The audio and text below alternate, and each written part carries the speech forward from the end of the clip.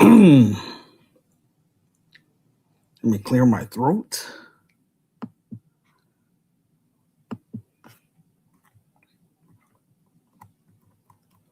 Hello, family. Welcome to Help Stop the Genocide in American Ghettos podcast. I'm your host, Emmanuel Barbie. Before we get into today's episode, if you are new to this podcast or if you haven't subscribed to our YouTube channel as of yet, please do so now. And also be sure to tap the notification bell for alerts when we drop a new episode. Please let us know in the comment section below this audio podcast where you're listening to us from. Also, let us know what's happening in your country, in your state, and or in your city so that we can discuss it on this platform in real time. Ladies and gentlemen, we are a global community and we want to keep our listeners informed about what's going on with Black people and African people throughout the diaspora. I would like to grow, I would like for us to grow this platform to 500,000 strong. And also for us to get our film project fully funded and made so that way we can use the proceeds from the film to purchase property in Chicago, Illinois, within the Black community, and become an economic base within the Black community. Eventually, in God's timing, we will be hosting African tours, Caribbean tours, and South American tours. So that way we can move beyond cyberspace and make our presence known in cities and countries around the globe. On this platform, we are more than just talking. We will put boots on the ground and do what we can to help improve the social conditions of our people who want more out of life and who want to become GERCAM members. To learn more about business opportunities within our media component, please purchase my ebook and read my story for yourself. If you agree with my vision and plan to help improve Black America, specifically Black Chicago, then you will automatically become a GERCAM member. I'm looking forward to connecting with many of you. And again, I thank those of you who have already supported us and this very important piece of work that we're trying to do over here. Disclaimer. This content is for educational and informational purposes only. It is based on public available reports and verified media sources. We will comply with YouTube's community guidelines. We do not promote violence, hate, or misinformation in any form. This podcast is available in two forms, audio and also as a written text, in order for us to reach our audience. Help Stop the Genocide in American Ghettos podcast is our Black media component. I would like to encourage my listeners to also subscribe to my Medium page.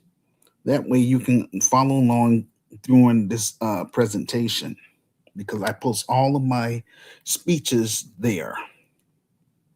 I provide my Medium transcript in the comment section below this audio podcast. Attention Black artists, African artists who are authors, comedians, poets, musicians, or entrepreneurs. I share my platform with those of you who are on my media pages or in my social groups, for example, on Facebook or LinkedIn. All you have to do is make arrangements with me to come on this platform so that way we can promote your books, your business, your music, your jokes. And if you have a small ministry, then you're more than welcome to come here and share a 30-minute sermon with my listeners from the global community. After the show, I will offer incentive to my guest speakers by teaching them how to create their own podcast, YouTube channel, and get it monetized, as well as assist them with creating a free Wix website to launch either their online business or their online ministry. Um, and for those of you, let's say, for example, if you do not know how to use StreamYard or Zoom, make arrangements with me as well. So that way I would teach you how to use both of them. And again, you're welcome to come on this platform. Get on camera. Those of you, if you're camera shy, then we could just do a voice call. So that way people can hear your voice. But bottom line, if you're in business and you're a shy person, you're going to have to come out of that because closed mouths don't get fed.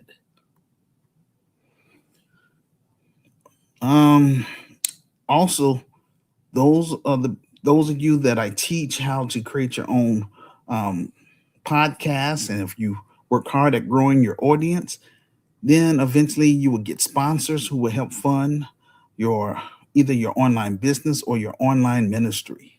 Just want to put that out there as well. Now, I am available. Please mark your calendar. Thursday, April 16th, Friday, April 17th, Saturday, April 18th, Sunday, April 19th, Tuesday, April 21st, Wednesday, April 22nd, Thursday, April 23rd, Sunday, April 26th, Monday, April 27th, Tuesday, April 28th, and Thursday, April 30th, from 2 p.m. to 9 p.m. American Central Time. On this platform, we keep you informed and empowered from everywhere, from whatever you are at, from the diaspora. Don't just watch or listen to our podcast. Join GRCAM now, ladies and gentlemen.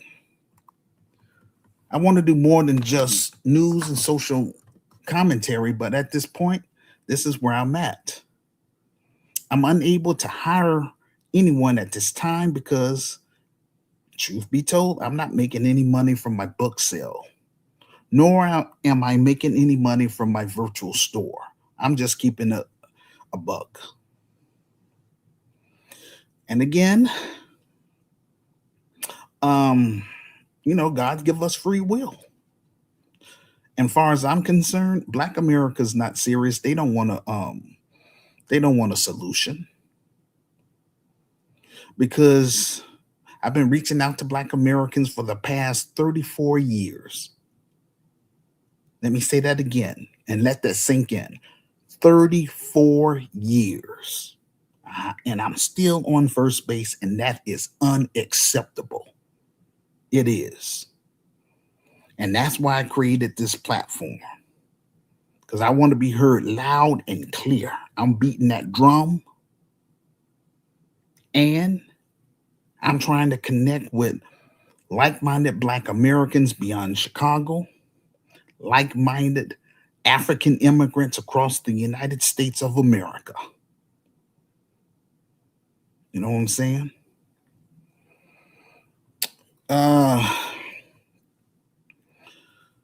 Well, I really want to connect with Black Americans who identify as DAS-FM. That stands for Descendants of American Slaves / Freedmen.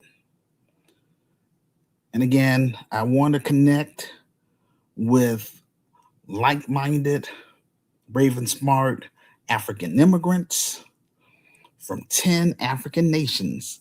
They are as follows: South Africa, Kenya, Ethiopia, Tanzania, Uganda, Angola, Liberia, Ivory Coast, Ghana, and Nigeria.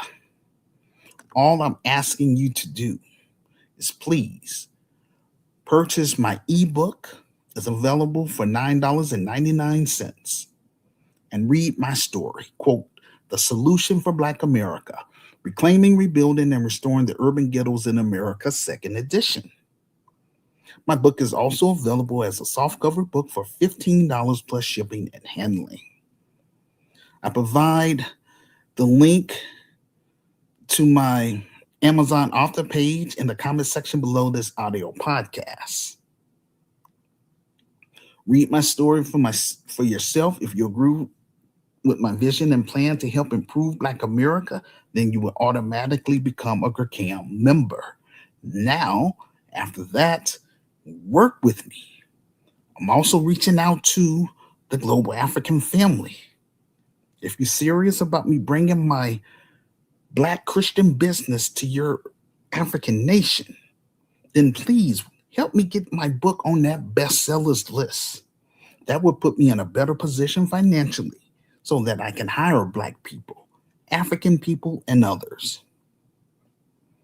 I want my advisory board or resource team to have an associate's degree or above. I want Black attorneys, African attorneys, investors, Black entrepreneurs, African entrepreneurs, social entrepreneurs, and philanthropists. Once we get our film project fully funded and made, and the proceeds from the film starts pouring in, then I will be in a better position financially to purchase property in Chicago, Illinois, buy office equipment, hire qualified Black middle class professionals, and qualified African immigrants. Ladies and gentlemen, um, it doesn't matter how bad I would like to get my Christian business up and running.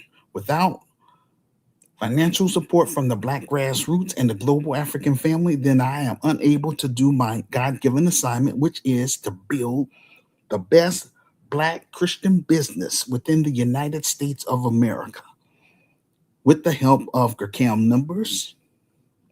And that business will be known as the Grassroots Community Activist Institute of Chicago. Want to build that? That's for credibility before I cut and run to Africa. Because I'm not going to just, like, oh, I give up on this God given assignment. No. See, this is my testimony right here. I'm speaking my truth. A lot of, I would say a lot of my critics tells me, oh, Emmanuel, you shouldn't tell people you've been doing this that for that long. I'm like, well, hey, I got to keep it real. You know what I'm saying? Again, the white man is not stopping Black Americans from buying my revised book. Let's keep it a buck. The white man is not stopping Black Americans from buying items from my virtual store. The white man is not stopping Black Americans from donating to the film project. That's a personal choice. That's Willie Lynch in real time, ladies and gentlemen. And what I am up against, this is because Black Americans have become Americanized after the civil rights era. Majority of Black Americans have a narcissist attitude. They don't care about the Black community, let alone the Black youth. And many Black Americans have taken on the colonizers' ways. That's just what this is boiled down to, basically. I don't want to spend the rest of my life sitting up here trying to reach out to people that just don't care. It is what it is. That mentality is in every inner city in America. So this is why I'm reaching out to African immigrants. Those that work with me and Sister Renee will go down in history because this is what my film is going to be about. My struggle trying to build something positive and productive. Now, we already know the reports. I believe it was last year or so, said that it's 300,000 Black women have been laid off work. And I forgot the number for Black men. Well, that's because you're working for somebody else. If you work with me, help me get this thing up and running, then I would be in a better position to hire you. Ladies and gentlemen, that's what this is all about. Trying to build our own. I'm glad that Black Americans are starting to wake up and starting to delineate. That's good.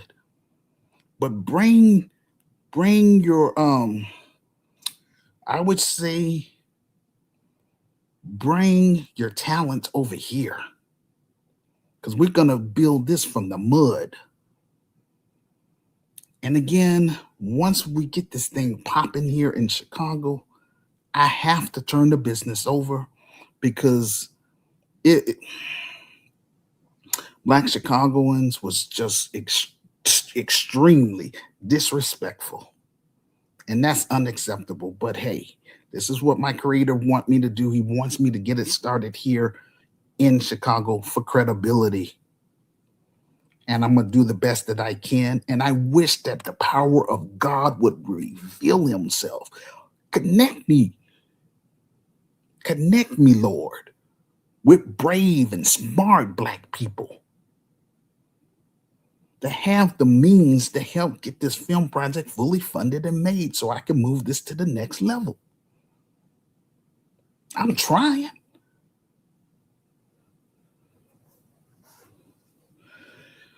All right, let me get back to my presentation.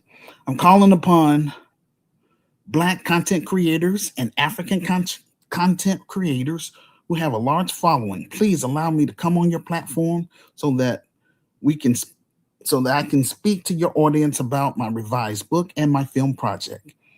After all, my Christian business is for Black millennials and Generation Z. Trying to build this for you all. I didn't have this coming up, and but this is for you all. But we have to build it, and we're gonna own it, ladies and gentlemen. This is not my burden alone. This is a shared burden that GCAM members must fix within Black society. I don't want the brand and the vision to die in America. I'm pushing this vision to the Black world. This is my contribution to Africa's rising. This year, we are determined to get this film project fully funded and made so that way we can get our story on the big screen in order to reach the Black world and the Black masses and let them know who we are and what we're trying to do for my people who identify as DAS FM, descendants of American slaves / freedmen. And that's real. That's all I'm trying to do. Upcoming events. I would like to encourage my listeners to please mark your calendar for our upcoming event. Wednesday, April 15th, we have guest speaker Archbishop Dr. Emmanuel. I do not know how to pronounce his last name, so I don't want to mess it up. But anyway, he's from Kenya. Friday, April 24th, we have guest speaker Apostle Kenyatta Harris from Florida. And Wednesday, April 29th, we have guest speaker Pastor Denise B. Lawrence from Georgia. Saturday, April 25th, we're hosting our monthly virtual interactive conference. I would like to encourage 5 people from one of my social media sites to be on our panel, either from my Facebook page, my Instagram page, my TikTok page, my LinkedIn page, or my X page. If you're interested in being on my panel, then please send me a message to my inbox from one of those sites along with your email address so that I can email you specific instructions about being on this panel. Ladies and gentlemen, if you are unable to participate on our monthly virtual interactive conference on YouTube Live, then please listen to the replay, leave a public comment about the topic in the comment section below this audio podcast. And most of all, please share this audio podcast with your friends on all social media sites that you are on. This will help get the ball rolling. If you want to be on the panel but don't know how to use StreamYard or Zoom, again, make arrangements with me, and I will be willing to teach you how to use both of them. After the panel discussed the topic, then I will drop the StreamYard link in the chat room open for Q&A. So the theme, CAM members worldwide, please stand up. When are we going to get this film project fully funded and made? And yes, I'm putting that out. I'm putting everybody on blast. For example, I got a lot of people that's on my Facebook Christian group, Light of the World Inspirational Group, and Christian Spoken Word Network. I need you all to step up. Don't just be on my friends list or in my social groups just to be seen. Because bottom line, mark my words, once I start making money, hiring people, making films, making a positive impact in the Black community, everybody's going to want to come out the woodworks then and claim they want to be a part of us and all that stuff. Ain't nothing changing on my end, ladies and gentlemen. Those who have rejected my vision and plan for the past 34 years will not be part of my business, and that include my family members that I know of. I don't know all my family members, but the ones that I know of. I don't fall into that philosophy about keep your enemies close. That's dumb. That's dumb as heck. For me, I love my enemies. The farther away they are from me, I love them the more because I don't have to see them. I'm just letting you know. All right. And so I'm calling out people that's in my Christian groups. Again, Light of the World Inspirational Group. I need you all to step up. Come on this platform. If you're camera shy, then leave comments in the comment section then. But don't wait until I blow up and then you want to come around. Because again, I'm not looking for friends. Read my story for yourself so you'll know who you're dealing with. I do not operate like the next black man. I have my own style and way of doing things, and I stand on what I talk about. I've been standing on Black business for the past 34 years, and it is what it is. But once I'm able to get this business up and running and I turn it over to my advisory board or resource team and come to Africa, I'm only going to focus on African issues. And I'm going to replicate the same business. And again, those that's not part of us, we'll pray for them, we'll show them tough love, and we will keep it moving. They want to be a slave to the white man, that's on them. We ain't playing that garbage over here.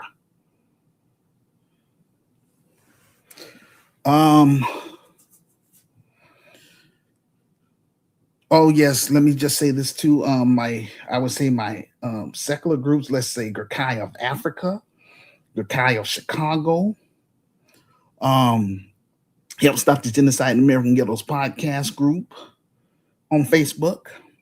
All the other, matter of fact, all of my social groups, Christian and secular. I need you all, the members, to stand up because I don't want us to just we're not on here to hide behind no computer. I'm here to recruit people. That's the whole reason I wrote my book. My book is the foundation of my Christian business, and the code for all GERCAM members is all the principles in my revised book. That's the code for GERCAM members. So it is what it is. Where? YouTube Live when Saturday, April 25th, time 2 p.m. American Central Time, 3 p.m. Canadian Time, 8 p.m. West African Time, 9 p.m. South African Time, 10 p.m. East African Time, and 8 p.m. UK Time. Title of this presentation, ADOS, FM, ADOS, and FBA. Same lineage, different ideology. GERCAM assisting the global Black family in targeting reparations to their Pacific claim. And Fulton County Reparations Task Force released its findings. First topic, ADOS, FM, ADOS, and FBA, same lineage, different ideology. In this episode, we break down DAS FM, ADOS, and FBA. We have the same lineage but different ideology. Let's start with FBA, which stands for Foundational Black Americans. It falls under Tariq Nasheed's camp. I have two issues with FBA. One issue is they argue back and forth with African immigrants and Afro Caribbeans all day long for likes and clicks. And I understand that's not healthy and that's not produced. And, that caused some type of diaspora wars. So that's not cool at all. I'm just saying. Another issue I have with FBA is that Tariq Nasheed promotes hoodoo, which is another form of voodoo. And that goes against my spiritual beliefs. His views on reparation, I am 100% in support of. But everything else, I keep my distance from. In contrast, ADOS, which stands for American Descendants of Slavery. They identify themselves as descendants of enslaved Africans from its colonial period onward. The term grew out of the hashtag ADOS, created by Antonio Moore and Yvette Carnell. The ADOS movement focused on demanding reparations for the systematic enslavement in the United States of America. They advocate for colleges and universities, employers, and the federal government to prioritize ADOS and argue that minority programs like affirmative action, originally designed to help ADOS, have been used to benefit other groups who fall into the minority categories, such as white women, Asians, Latinos, East Indians, etc. ADOS argued that they should have their own program just for them and also on the census forms and should not be lumped with other Black groups such as African immigrants, Afro Caribbeans, and Afro Latinos. I reached out to Antonio Moore several times to try to get him to come on my podcast. And at that time, I was on Blog Talk Radio, which now, they shut that down. But then back then, I was trying to get him to come on my show. And he kept, avoiding my emails and all that stuff. So I noticed during the 2020 election, Antonio Moore advised his listeners to vote down ballot Democrat, which means vote blue no matter who. I was encouraging Black voters at that same time to demand economic tangibles in exchange for our votes. So I did my own research about his movement. Since we both were in agreement about closing the wealth gap, so that's what that's what made me get interested in trying to, see if me and him our organizations could work together. But, like I say, he was avoiding me and all that stuff. And then he's, tied in with the Democrats. So, I just kind of backed off. And come to find out, Antonio Moore and Yvette Carnell hijacked the term from a brother named Norris Shelton, founder of Descendants of American Slaves. They just rearranged the wording. That's all.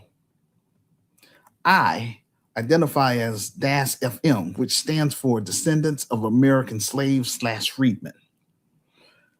I am the founder and president of GCAM, which stands for the Grassroots Community Activist Movements.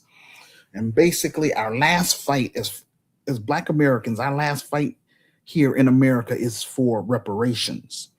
But we do not have to be in America to fight for reparations because you have American companies on the African continent. So, you know what I'm saying?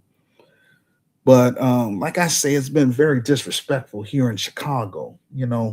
I have little to no support here, but I'm just trying to help my people. You know what I'm saying? Those that identify as DAS FM, descendants of American slaves slash freedmen, and those that want more out of life.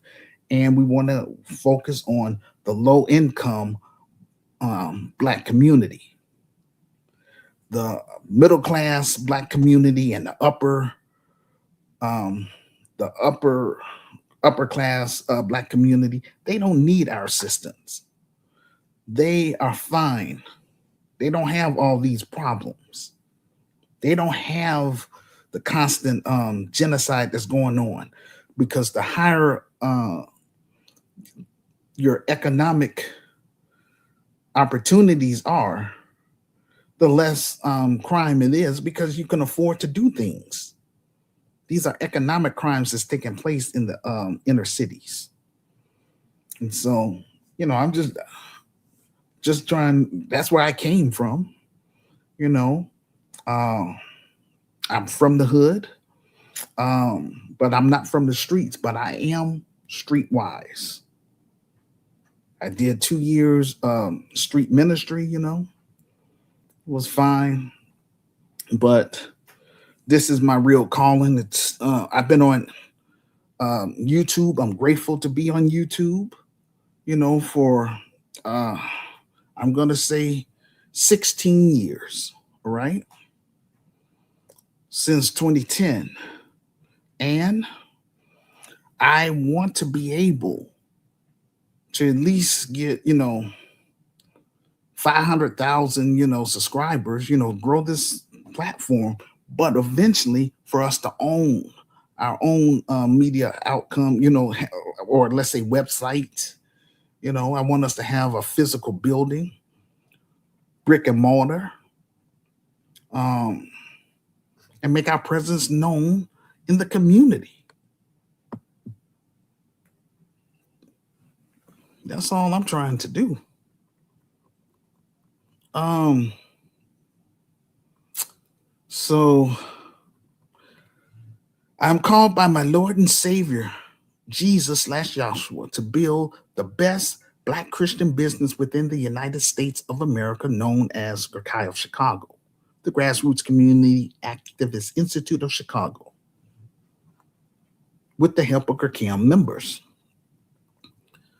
My God-given assignment is to rebuild Black Chicago, similar to that of Nehemiah, who was called by God to rebuild the walls of Jerusalem. Nehemiah used qualified engineers, architects, and inventors to rebuild a new city. I am seeking qualified Black middle class professionals and qualified African immigrants to be on my board of directors, or, to be on my advisory board or resource team. They must have a 2-year degree or above in the following areas: um, Black attorneys, African attorneys, investors, real estate, um, Black entrepreneurs, African entrepreneurs, social entrepreneurs, and philanthropists. In contrast, as it pertains to our film project, I'm looking for legitimate artists such as film directors, producers, actors, stage managers, professional fundraisers, technical directors, and marketers who can come to Chicago. I need boots on the ground, because this is where the story is. You know what I'm saying? This is where I'm at. I need someone to play my role. I need someone to play Sister Renee's role. Um, I'd like for them to join our film project. Those of you that have read my story and that's in agreement, and you feel led, and you feel that you got the talents and skills to make this happen, then make yourself known to me. Don't wait until I'm dead. Work with me while I am alive, ladies and gentlemen.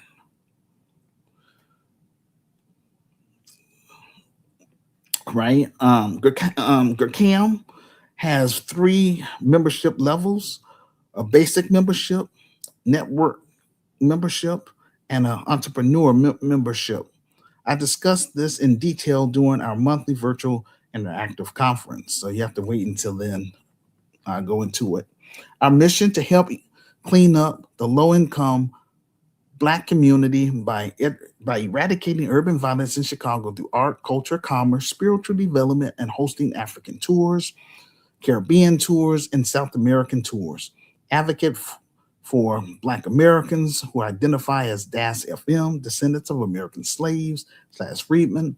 Promote Black economic empowerment, education, entrepreneurship, financial literacy, and economic stability. Promoting healthcare access and promote civic engagement and advocate for lineage policies and social justice. We will promote economic opportunities in the Black community and as well as build a bridge between the African immigrant community. We also want to become an economic base in the Black community or the low income Black neighborhoods. The Chi of Chicago will be a multi purpose facility consisting of a nonprofit sector as well as a for profit sector operating under 9 functions within the Black community. So, number one, we have a social service component. Number two, a spiritual component, which will be optional for secular people. Number three, a political component. We're going to teach our members and students the importance about politics. Very important. A lot of Black people don't like that stuff, but it is what it is. This is how we're going to learn how to get tangibles from these politicians. But you got to learn about politics in order to do that. Also, I want to stress that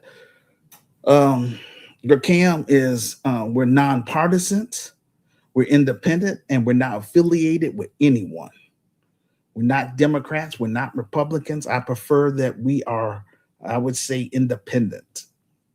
They're going to have to fight for our vote over here. And that's what I want to teach my members and students.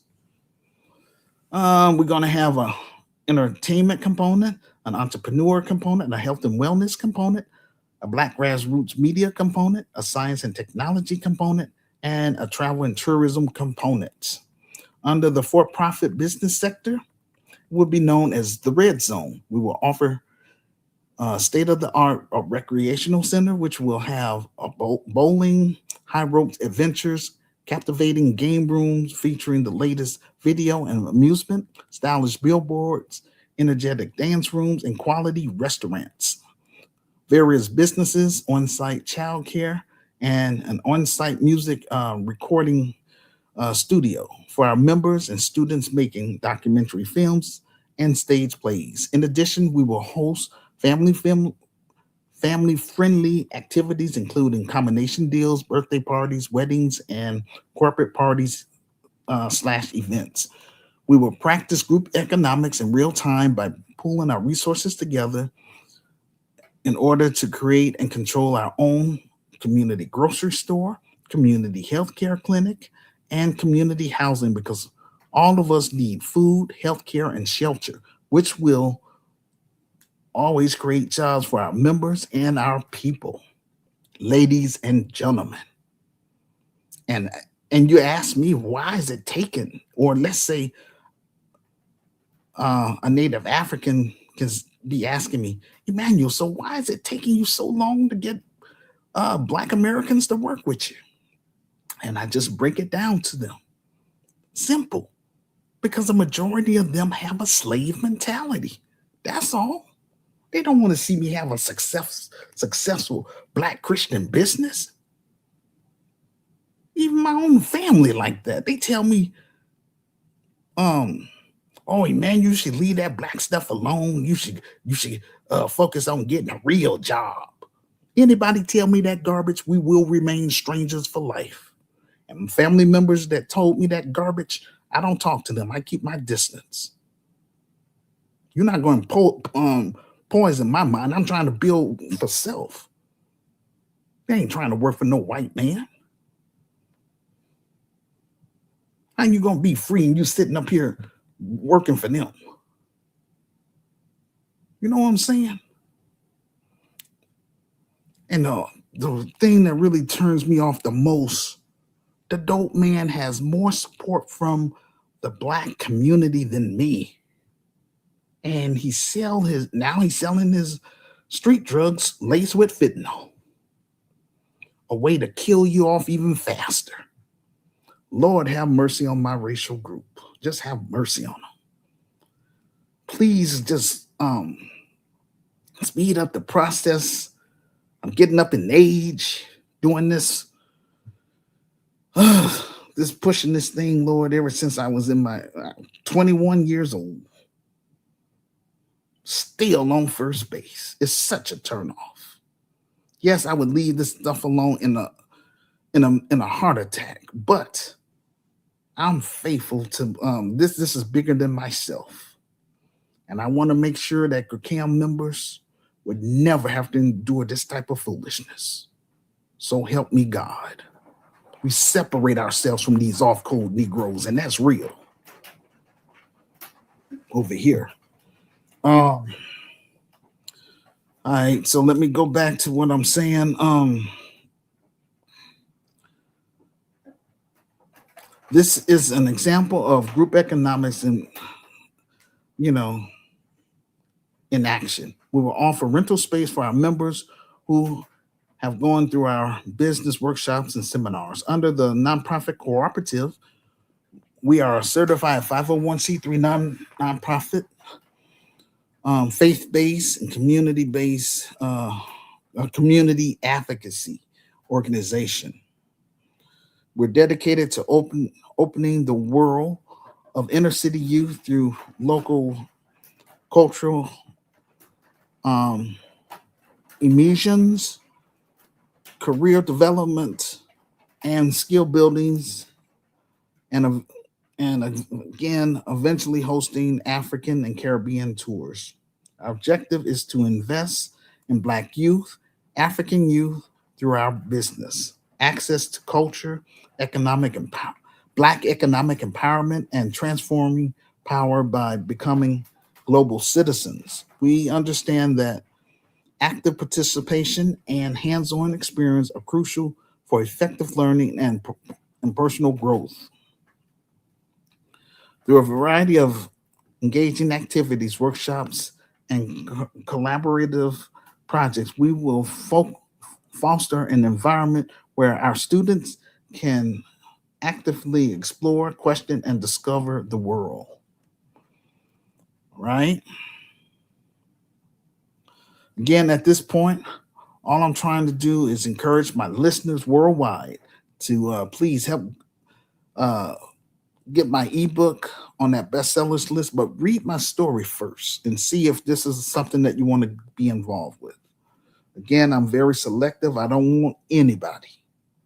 You know what I'm saying? Just because they melanated. You will be vetted. Because I do not associate. I'm not saying that I'm better. That's these small-minded people that just want to have something to complain about. They say, Emmanuel, you need to lower your standards. I'm not trying to hear that garbage. Over here, we're raising the bar. Don't come around me when I start making money and all that stuff, because ain't nothing changing. Shoot, you know what I'm saying? I require that thumbprint in my business. Everybody has to submit their thumbprint that's 18 years old and above. So we can weed out people that would try to undermine us. It's always usually our own off-code Negroes. You really have to watch out for those people.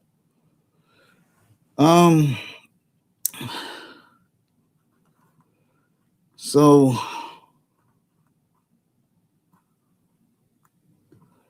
let me see what else I need to be saying here. So Gurkha Chicago will raise the bar in Black America. We will separate ourselves from the enemy within, which is con artists, the Black boule, degenerates, Democrat shields, hardened criminals, pedophiles, off-code Negroes, and urban terrorists.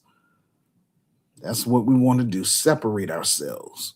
Make our presence known on On the west side of Chicago, we will cover Austin, Garfield Park, and North Lawndale, and eventually expand to the south side of Chicago. I want to make Chicago a model for inner cities across the United States. Now, again, since Chicago been acting funny style with me for the past 34 years, once we get it up and running, I'm turning it over to my um, advisory board, and I'm going to make my presence known in South Africa. And that's real. I'm not going to, and I'm going to prove to African immigrants that I mean business because, yes, I'm going to apply for dual citizenship. We're going to set up Gurkai of Africa. We're going to call it Gurkai of South Africa to be precise. So, and we're going to shoot our second film. And that will be African Liberator, Battle Against the Colonized Mindset. You know? But again, we will have protocol in place to let con artists and anyone that want to try to undermine us know that there will be consequences. So read my book in order to find out what those consequences are, ladies and gentlemen. Yes, there's a lot of scammers that's online and, everywhere. But over here, I want to make sure that we hold scammers accountable and we do not associate with them at all. And that's real. Over here, we're not the church, whomsoever will let them come. Over here, we separate. And again, there's consequences. I'm just putting it out there.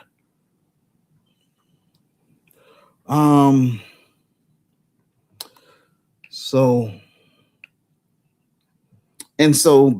this business, we are M1, meaning we are melanated first. Nothing else on earth matters. Our goal while I'm here in America is to solve Black issues, point blank. When I come to South Africa and set up Gurkai of South Africa, our goal will focus on solving African issues, point blank. Because I gave Black America 34 years of my life and I'm still on first base, and this is unacceptable. And I want the Black world to know my story. Know what I'm saying? And that's just real.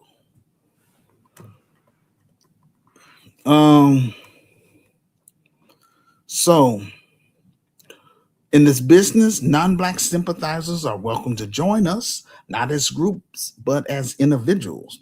During our mandatory orientation, they must say in front of all of us, where do they stand as it pertains to lineage-based cash payment reparations for descendants of slaves. I don't want to hear no long-winded answer. Neither yes, I agree, or no, I disagree. Those that disagree, they have to keep it moving. They can't be a part of us. Those that agree must pay a reparations fee. Again, I don't operate like the next Black man. It's like, be smiling, just because I have a white person, up in the business that want to join us and stuff like that. That don't excite me. Shoot, I want real justice, you know what I'm saying? And that's real. Cut that check, you know what I'm saying? That's what y'all owe. That's what reparation is about. It's about repair. It's not no handout. My ancestors were stolen. Shoot, up here minding our own doggone business, and that's why I write out my speeches and try to read it, so that way I don't start rambling. So that's just how that is, you know what I'm saying? Please leave a public comment about the topic in the comment section below this audio podcast and share with your friends on all social media sites you are on. This will help get the ball rolling. Our second topic, Gurkam assisting the global Black family in targeting reparations to their Pacific claim. Because I already talked about this a couple weeks ago. When the Ghanaian brother, went to the UN and all that stuff. Yeah, it's just that y'all ain't doing your homework. You can't be fighting for the transatlantic slave reparations for the transatlantic slave trade. You can't do that. But what you can do is focus on fighting for reparation for colonization, because your people are still on the continent. That's the big difference. And um, my people, that's descendants of American slaves / freedmen, we've been in this country for 400 years. So, yeah, we might be related, but we have a different culture and all that stuff. And that's how come I'm saying in this business with Cam, um, I would say Black Americans and African immigrants, both of us are going to heal. Black Americans is going to heal from that slave mentality in Jesus' name. And African immigrants is going to heal from that colonized mindset. We're going to learn how to do business together. We're going to learn how to trust each other, respect each other's culture. And then we want to replicate the business to the African continent. That's all I'm trying to do. I turn the business over, and I want to make sure people know how to run the business without me being present. My goal is to get it popping on the African continent. Work with Africans that want more out of life, and that's real. I know all Africans ain't going to want to be a part of us, and that's fine. But I'm only responsible, like I say, for CAM members and their immediate family members. That's the only people I'm responsible for.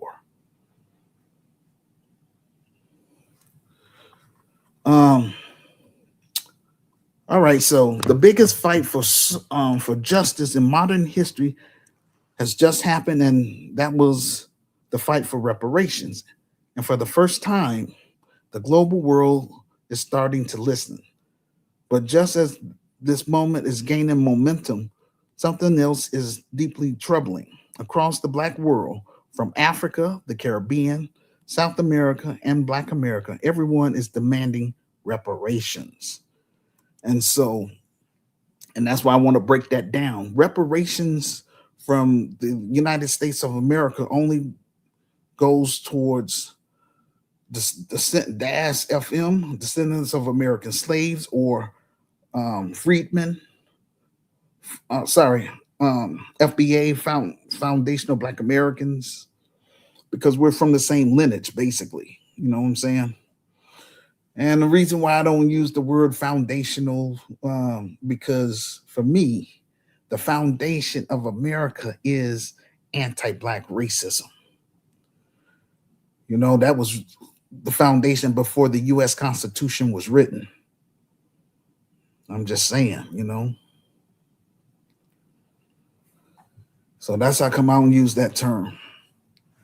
But yeah, and also we can tie all the so-called founding fathers, all those presidents, they had slaves. So that's what put the American government today on the hook. They can say, hey, that happened back when that was legal. Well, you guys make the doggone laws, you white supremacist financial elites.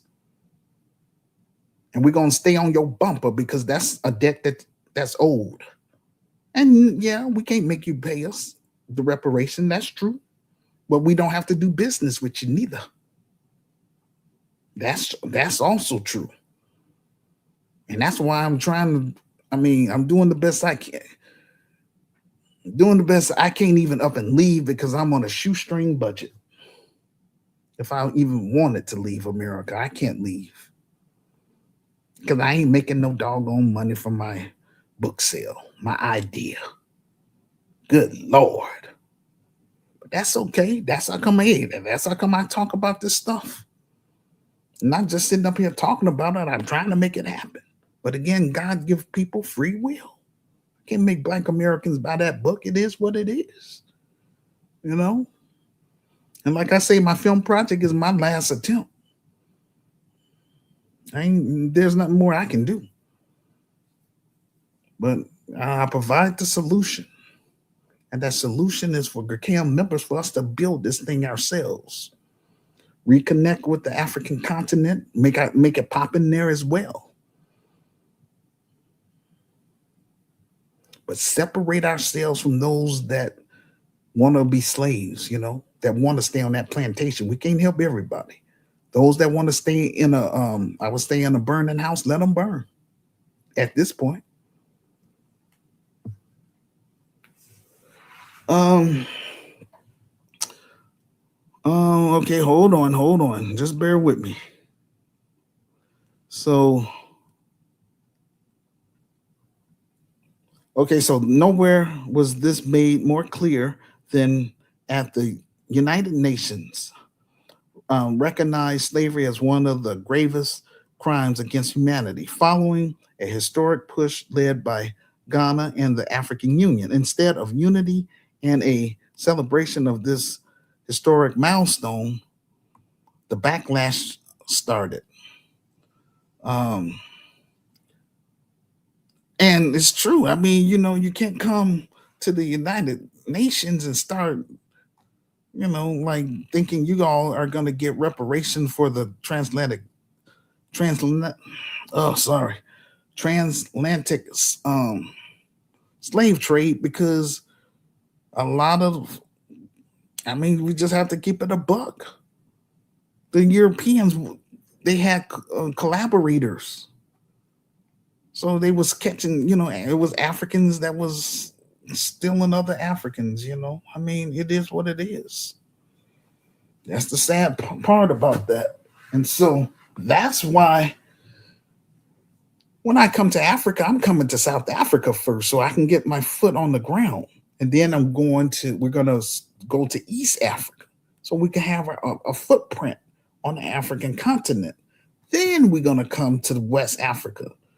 But I need to speak with those African leaders, behind closed doors. I'm not going to put them on blast. I'll talk to them behind closed doors. You know what I'm saying? But that's just how it is. That's why I'm not coming to West Africa right away. Get the business popping in South Africa first. Because they have a similar history. They underwent apartheid. We underwent Jim Crow. It's the same thing, just a different name. So, all right. So, while we arguing, the people who actually owe the debt, the white supremacist financial elites, don't have to do anything at all. No pressure, no urgency, no consequences. So now the question is, how are we approaching this in a legal framework that leads to results? And again, I said this last time when I did this topic. I said that the president of Ghana needs to get behind Nambia, because Nambia has a claim against, Germany. And it's a legitimate claim. The Germans, they came there and posed themselves, trying to colonize, people from Nambia. And, they resisted. And then, the white supremacist financial elites, they had stronger weapons, advanced weapons. So yeah, they was able to slaughter a whole lot of people. So they slaughtered, I'm just guessing, I'm gonna say at least 80% of the population. This stuff really, it upsets me, but it is what it is. Those people, so I'm just saying that's what Africans, you divided because of the different tribes. So when I bring Gurkham to Africa, I don't want to hear about tribes. I want us to have one voice. We have to break that if you want to survive. If we lose Africa, we lose everything. So Africa belongs to its rightful owners, melanated people.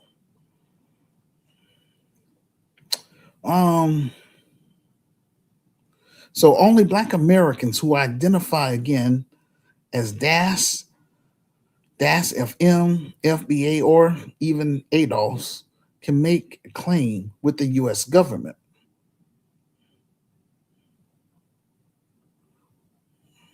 Because again, they're on the hook because all the so-called founding fathers, they owned slaves. And we're still under that same government today. Because they can say, oh, that happened a long time. Well, hey, we under that constitution. It was legal back then, yes. Yes, it was legal because it's your laws. But you still owe. That's all. You can't get out of that, buddy.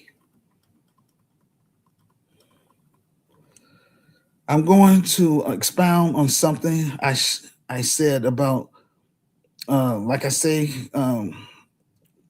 2 weeks ago. And reparations were not surprised that the United States of America, Israel, and Argentina said no. We wasn't surprised about that. And other Western powers, including Canada. The one thing the ambassador of the U.S. said, they felt that they are not responsible because it was legal at the time. But there was another section that the U.S. ambassador said, who would we pay reparations to? And the president of Ghana, he didn't have no response to that. When it comes to slavery reparations, we talk about the transatlantic slave trade. All descendants of slaves, whether you are a descendant of slaves from the Caribbean, descendant of slaves from the United States of America, or descendants of slaves from Latin America, specifically Brazil, people in those different countries are descendants of slaves. They are owed reparations. The problem is that we had with the wording, the Ghana president should have focused on reparation for colonization, not slavery. So that's all I'm saying.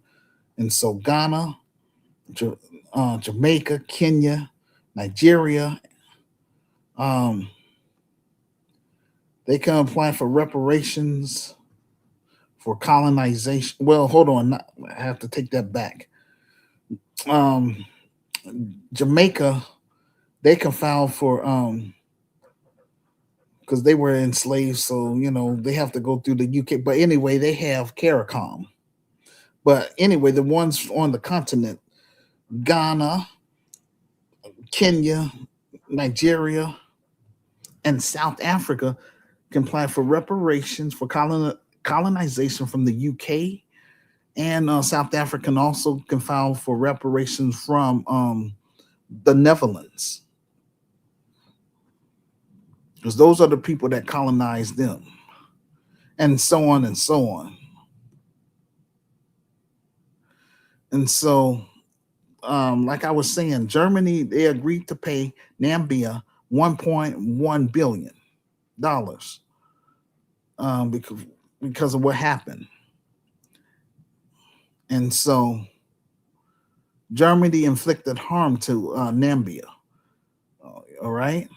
The Portuguese inflicted harm to our brothers and sisters from Brazil. So they owe reparations. So that's who they would file their claim for. Reparations claim against would be for Portuguese.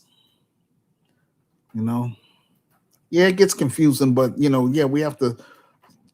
That's how you have to fight it. You have to fight those different former colonizers. You're gonna have to go after them that way. And it's in the history books, so that's how you know who colonized you. They brag about what they did and stuff, but now they don't want to pay pay that debt. But we have to stay on their bumper. That's what we're doing over here with DAS FM.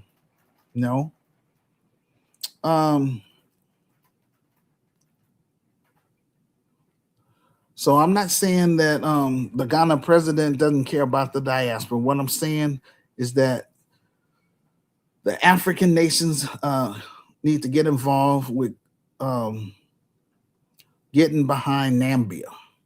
That's what y'all need to do. And unify with unify on the homeland, which or the continents. Unification is not just a word. The CAM is not looking for a one-sided partnership. It has to be a two-way street. So that's what I'm saying with us. I want us to compete with Pan-Africanism, because Pan-Africanism only works for, I would say, African immigrants and Afro Caribbeans when they come to the United States. They all benefit from the struggle of the civil rights era. You know what I'm saying? But when we come to their countries, we got to come with a bag, and that's not right. But we're gonna change that perspective. But I got to get it popping here in America first for credibility. That's all. Because when I come to Africa, I want to come to Africa not not with words. I want to bring economic tangibles in the form of employment, job creation for GCAM members, and I would say Black Native Africans. You know, so we need to make sure to focus on our Pacific claims and get our reparations. Reparations is not an apology. Reparation is cash money. Reparation is also land. The Black world should be fighting for reparation from the colonial powers.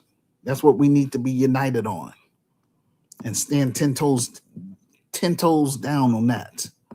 All those nations that abstained, they were complicit in the slave trade and colonization. That's why they abstained. The UK stole Ghanaians' gold. They need their gold back. If they all got their gold back, that would be a form of reparations, and that would boost Ghana's economy. These white supremacist financial elites have been colonial thieves all along, and they are still doing this mess today. They have to stop. We have to stop them in just that. It's just that simple. Over here, we promote ownership and controlling our story. When America did civil rights, what happened next? Colonial powers turned over the countries back to Black people, and many of them gained their independence, but many of them didn't, especially the ones under French, the 14 nations under French control. Just saying. So if we get our reparations, then you all will get your reparations too. On this platform, we're supporting each other. Once we get our film project fully funded and made, then we will teach our members and students about circulating money in the Black community and in the African immigrant community, so that when you join GRCAM, we're circulating that money in the Black community and the African immigrant community. When you buy my revised book, you're circulating money back into the Black community, and that's what we're about over here. We're not trying to tap Dan for Bassa and hope that he will give us crumbs. I thank God for allowing me, again, for being on YouTube for 16 years. But again, I want to encourage my listeners to please subscribe to my YouTube channel, let it grow. And eventually, I'd like for us to, have our own website, have a physical building, so that way we can make our presence known in the Black community. I want us to be able to get our Black youth off the streets and out of gangs, and for them to live and to put money in their pockets. I would say stipends, okay? so that way they can feed their family. That's all I'm trying to do over here, y'all. That's real. Um, God called me to be set apart and chosen to do the greater works. And that's what this is. Yes, it's hard. It's not easy at all. Uh, Again, I wish this thing was up and running today, but I'm grateful that I'm still, I'm trying to do my best to move this thing forward. Uh, like I said, I just want brave and smart people to work with me and Sister Renee. Again, we want to get this film project popping now. That's what we're on.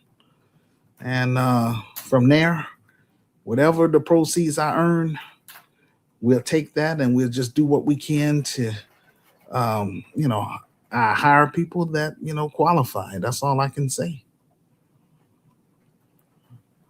The crime was systematic. The ships that carried my ancestors were insured by insurance companies are some some of the richest in the world today and profit from that slave trade. The owners made money. The UK and the US government paid reparations to slave owners when slavery ended. Let me say that again. The UK and the US government paid reparations to slave owners when slavery ended, but they did not compensate the victims of slavery, my ancestors. And so that's how come we, you know, raising hell about that. As recently as 2015, compensation was paid. You do the research, and also I have that under show and prove, the article about the UK paying just recently finished paying compensation, you know, for slavery. But they claim it happened a long time ago. So why you still paying compensation? UK, the U.S. government, you pay reparations to the slave owners here in America. Just saying. White supremacist financial elites build ships and measurements the cargo that could maximize the amount of slaves to their destination. That was what what is reparation? Reparation is not charity, it's not aid. Reparation is an act of making amends for a wrongful act or injury, typically involving compensation in the form of money, land, or services to victims or their descendants. Their aim is to address historical injustice such as slavery, genocide, or war damages by repairing the economic and social harm caused by systems that were deliberately designed to hurt, to abuse, or exploit. And also, there's no time limit when it comes down to murder, killing people. You know what I'm saying? They hung a lot of my ancestors here in America on trees. That's how come I'm saying this stuff is just, it's just horrible.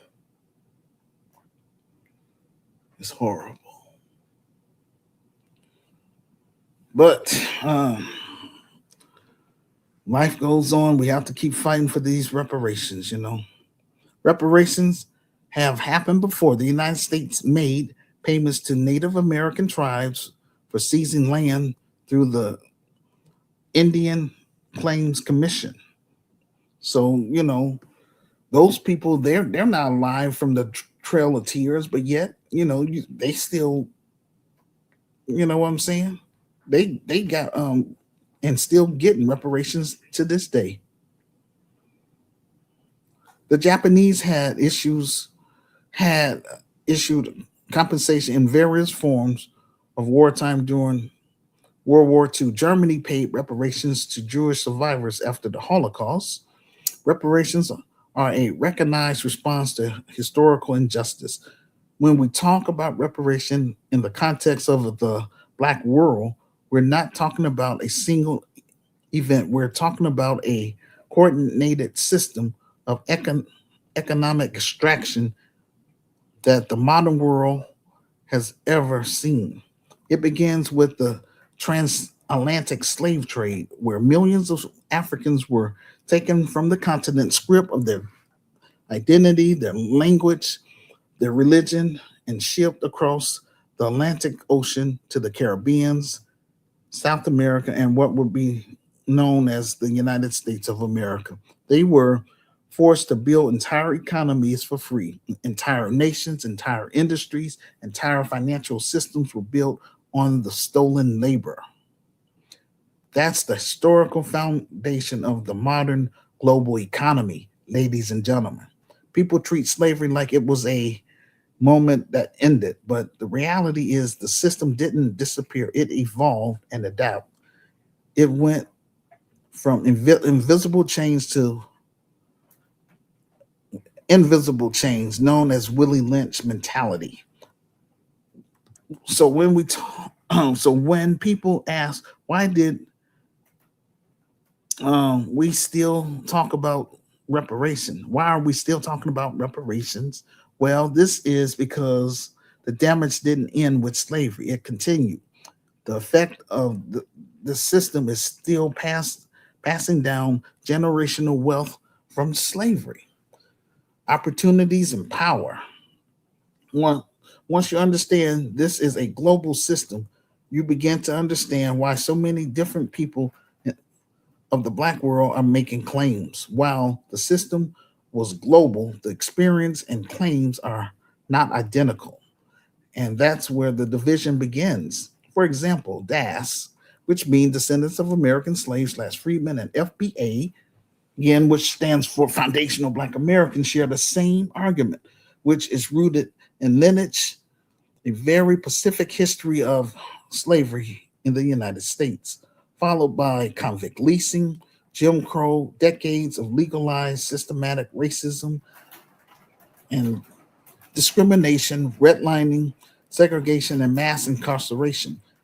This wasn't just social exclusion, it was economic, it was policy driven, and it was enforced by the state. Our position is that reparations should be tied to lineage based cash payment from the US government. In other words, this is not a global claim, it's a national one. It's a debt owed specifically to the descendants of enslaved people within the United States. We agree that reparations should be exclusive to our group based on the specific harms done and the legal responsibility of the US government. Okay, now as it pertains to the Caribbeans, they have CARICOM to fight for them. The Caribbean nations have demanded colonial foreign powers such as Britain, France, and the Netherlands. Their argument is rooted in plantation economy systems that were entire islands were structured around extraction. Enslaved Africans built the wealth, which which never stayed in the region. And after emancipation, those economies remain externally controlled, limited long-term development. Their claim is reparations should come from former colonial powers of the economic for the economic damage and underdevelopment they cause after slavery. And I agree. And then there's Africa. Africa needs to again focus on reparation for colonization. Hear me again, for colonization on the continent, the carving up of borders, the restructuring of entire economies to serve external interests, which was European powers. Each group is looking at the same history, but through different experiences. Once you lay out the different claims, once you understand the different histories and the fact that the harm was global, African needs to focus on reparation for colonization. Okay. DAS, FM, and FBA view reparation through lineage-based cash payment from the U.S. government. For others, is about geographic and state responsibility. Where did the harm take place and which government enforced it? Reparation has been discussed for decades in national levels, at regional levels, even at global institutions. For example, HR 40. This is the bill calling for a commission to study and develop reparation proposal for Black Americans. It has been sitting in Congress for over 30 years. That's a shame. That tells you everything you need to know about how power respond when there is no substance unified pressure. We're seeing more non-black voices weighing in deciding who they believe deserve reparations and who doesn't. For example, I ran across a video clip on Instagram of Representative um, Pamela Jayapal. To watch the full video, just go to my Medium transcript located in the comment section below this audio podcast. Click on the link, then scroll down to show and prove. Representative Pamela Jayapal is pushing for immigration agenda that the mainstream media refused to cover, from calling ICE raids, quote, cruel, unquote, to demand reparations for illegal immigrants and to prosecute ICE agents. This agenda is bold and it's moving fast. We break down exactly what she said, what what she got wrong, and what it means for Black Americans and American citizens who are being overlooked in this conversation. Who really built this country and why Democrat politicians are stumping hard for illegals than they are for their own constituents. I ran a okay. Um,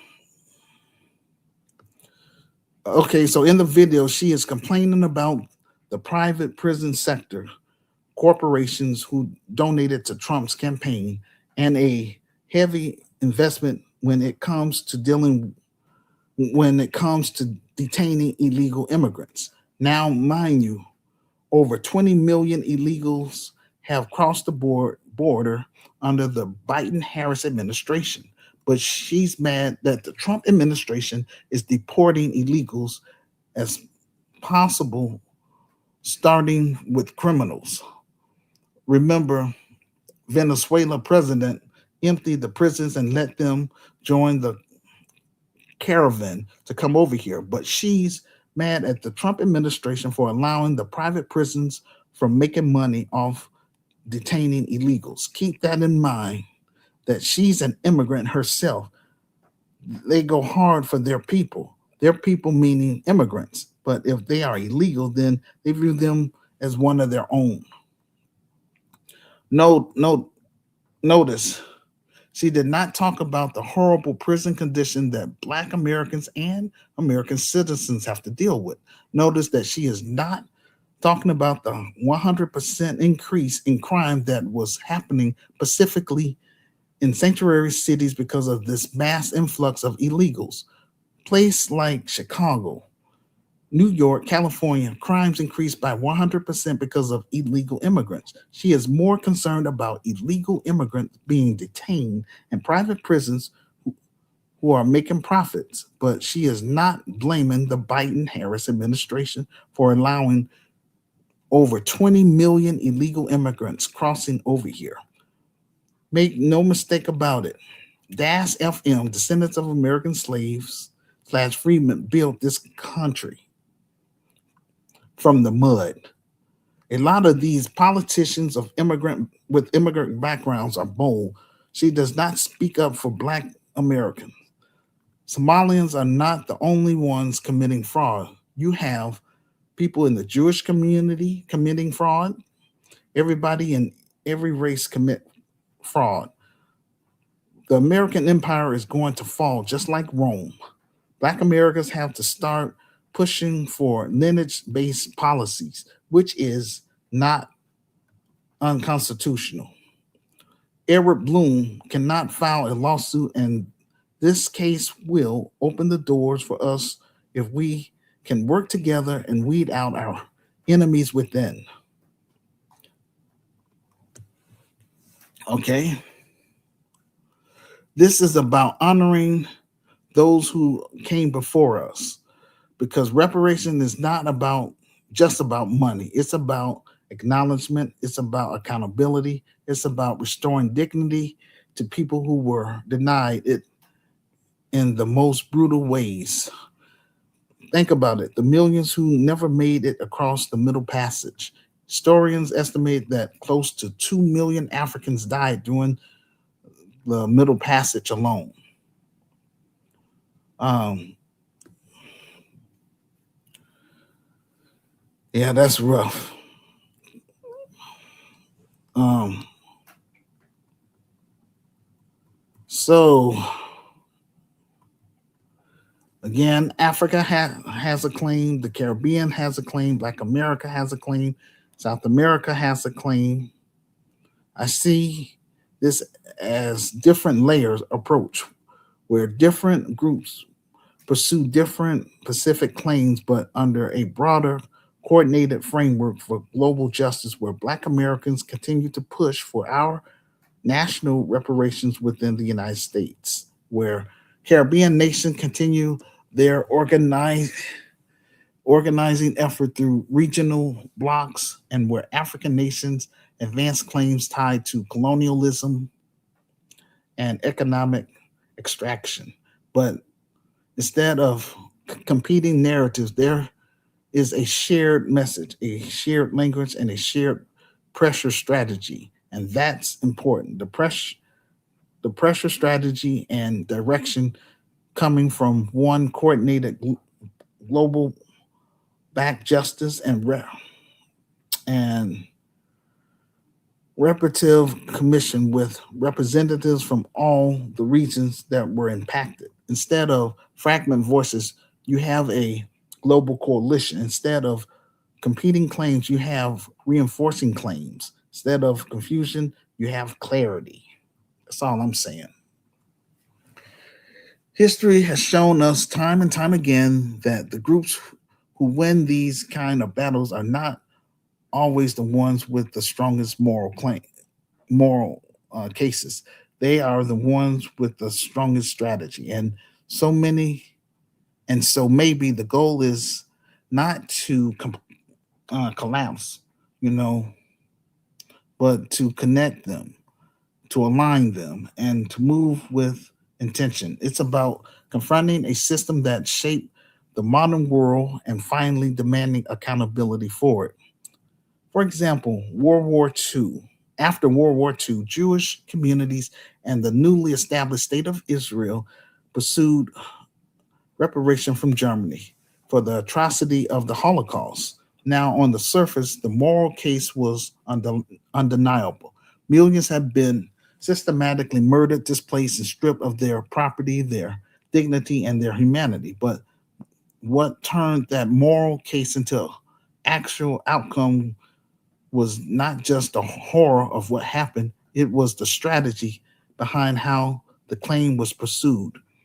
In 1951, Jewish organizations came together to form what became the Claim Conference, a unified body representing Jewish survivors and communities worldwide. At the same time, the government of Israel positioned itself not just as a victim, but as a state actor with clear political and economic interests. This mattered because instead of fragment voices making emotional appeals, what you had was a centralized structure making coordinated demands. They defined who was eligible, they documented losses, and they qualified the damages not just in human terms, but in economic terms. Property seized, labor stolen, wealth extracted. extracted. Everything was translated into a framework that government could not easily dismiss. And then came leverage. This wasn't just about asking Germany to do the right thing, it was about creating pressure. Germany at the time was seeking reintegration into the global economy or into the global community. It needed legitimacy. It needed acceptance, especially from Western powers like the United States. And the reparations issue became tied to that. The message was clear. Accountability was not optional. It was part of Germany's path back to the international system. There was also internal debate and disagreement within Jewish communities about whether to accept reparations at all. Some argued that no amount of money could compensate for the Holocaust. Others fear it would be seen as placing a price on human suffering. But this is important. Despite those differences, a strategic decision was made to move forward with a unified negotiating position, and that unity is what made the difference. In 1952, the the Lexomer Agreement was signed. I don't know if I'm pronouncing that word correctly, but that's what I found when I did my research. Germany agreed to pay billions in reparations to Israel and to Holocaust survivors, funding funds that help resettled survivors, build infrastructure, and stabilize a young nation. And those payments didn't stop there. To this day, Germany continues to provide compensation in various forms, the survivors and their descendants. Now, think about that because this wasn't just about what happened, it was about how the case was built. It was about how the claim was organized. It was about how pressure was applied to the right moment in the right way with a unified voice.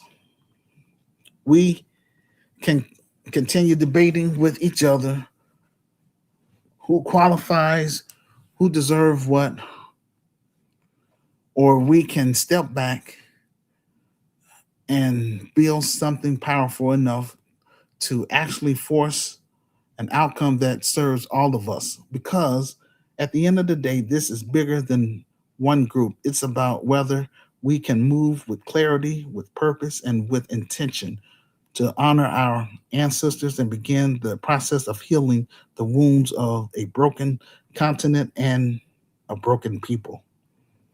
Before before I finish this topic, I want to hear from you.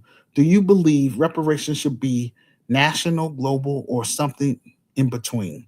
Please leave a public comment about the topic in the comment section below this audio podcast and share with your friends on all social media sites you are on. This will help get the ball rolling.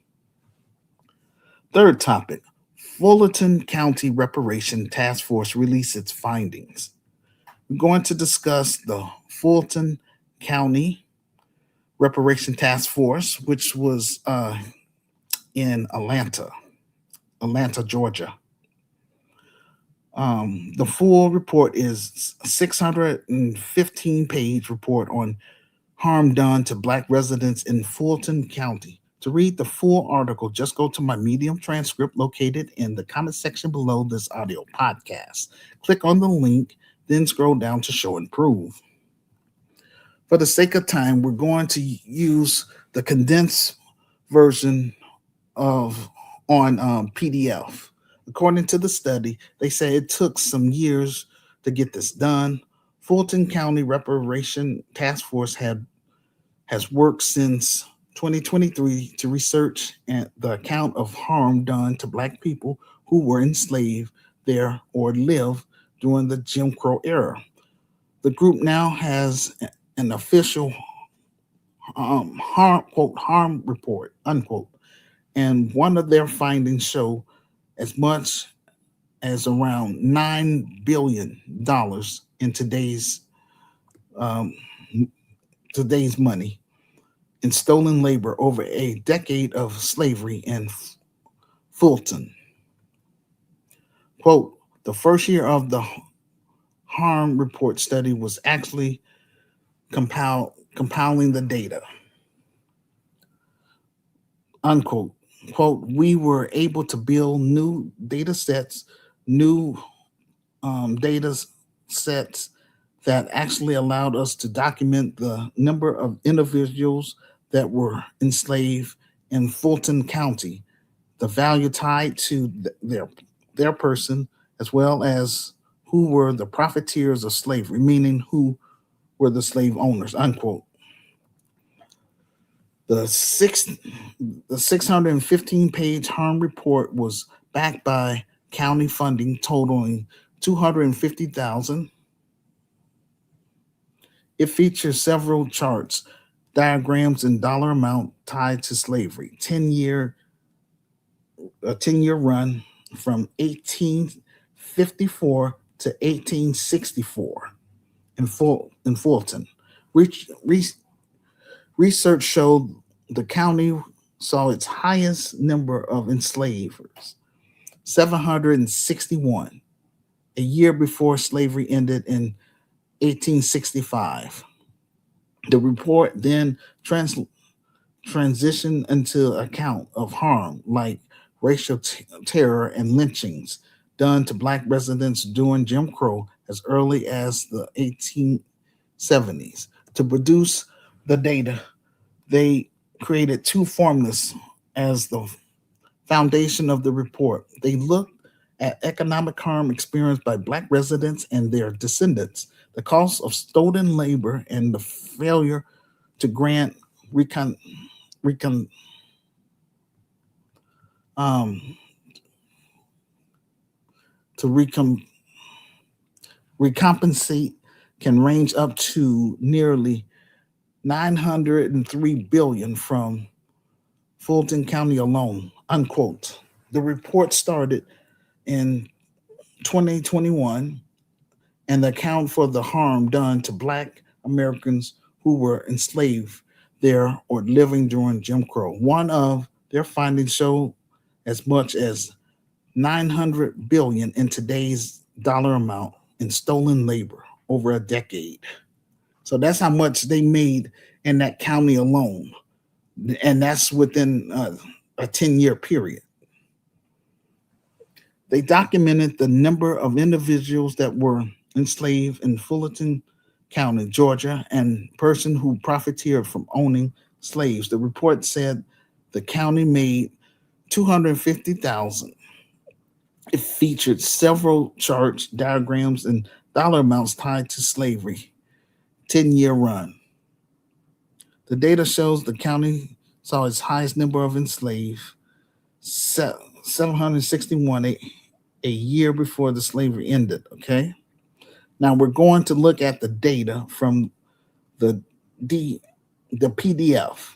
To read the full article, just go to my Medium transcript located in the comment section below this audio podcast. Click on the link, then scroll down to show and prove because that's where I provide my receipts. So the harm report talks about property taxes, court records, jail vote, jail voting, libraries, parks, schools, health, and human services. It says the full report has 21 chapters: profiteers of slavery, convict leasing, jails, chain gangs, property tax, social, political, and economic domination, racial terror, segregation, and inferior county services. All right. So, under profiteers of slavery, taxation on enslaved people as property.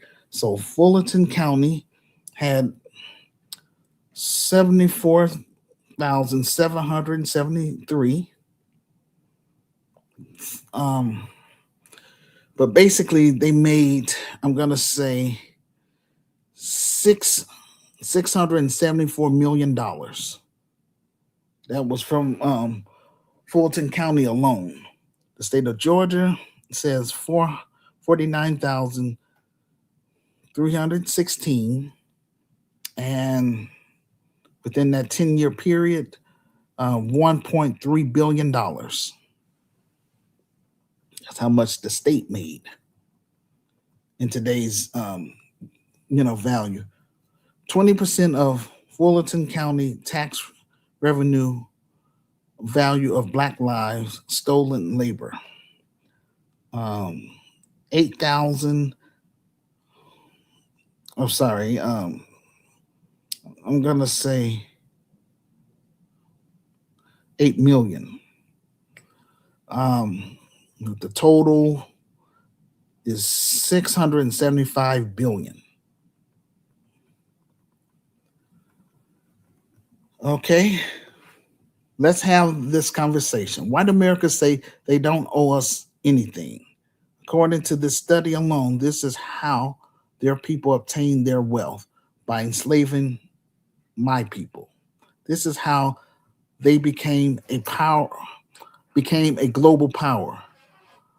These white supremacist financial elites set up here at the UN and said, well, it was legal during that time.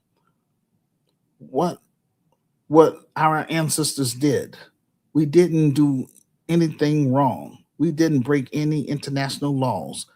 This is why they are trying to whitewash the history books, because they know their people owe all that money they made from slavery, from Fulton County alone. All that money they made came from slave labor, and is passed down because of generational wealth, which proves their ancestors was lazy, not us, because they could have did those things themselves when they came to the New World. They could not have built up their economy without our ancestors. They are only on top because of slave labor from my ancestors, and we will continue to stay on their bumper until we receive our $5 trillion. This should be a wake-up call to the global African family. We have all these Europeans walking around freely on the continent, acting like they own Africa and deserve respect until they pay us our reparations. We should not be doing any business with them at all, the ones that was involved. The white supremacist financial elites took the best and brightest from Africa and brought them here to the New World, which is now the United States of America. The reason why the continent is in the shape that it is because of stolen Africans who had talents. The Kai of Africa will get rid of 4 colonial practice, which is holding Africa back. And that's why I want to bring the business over there. And once I do that, then that's going to help improve, first of all, the African economy. So that's what I want to do. That's the whole purpose of me wanting to come there. But I got to get it popping here in America first for credibility.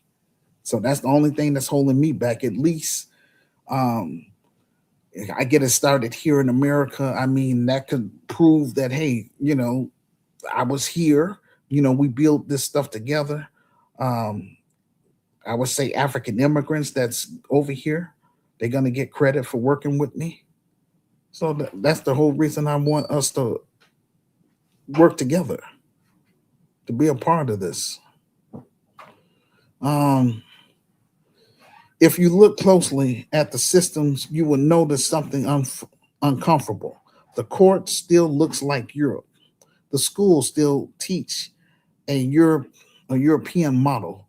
The economy still serves Europe. My question to continental Africans, have Africans decolonized, or did you just inherit the system and keep it running. This is about combating colonialism in Africa. Colonialism was not just about taking land, it was also about redistrib- redesigning entire societies. It reshaped how Africa governs, how it educates, how it trades, how it thinks, and even how it sees itself. Borders were drawn with no regard of African people or their culture. Economies were restructured to ex, hold on, let me getting tongue tied. Economies were restructured to extract wealth, not to build up Africa. Education systems were designed to produce low wage workers, not produce innovators or industrialists.